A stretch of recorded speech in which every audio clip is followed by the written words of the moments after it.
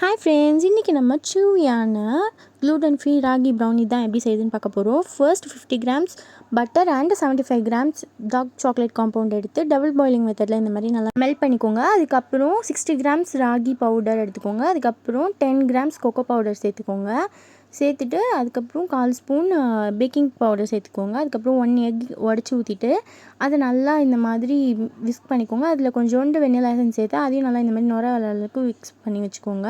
அதுக்கப்புறம் நான் வந்து 20 கிராம்ஸ் வெள்ளை சர்க்கரையும் 55 கிராம்ஸ் நாட்டு சர்க்கரை எடுத்துருக்கேன். அதையும் நல்லா இதில் போட்டு மிக்ஸ் பண்ணிக்கோங்க.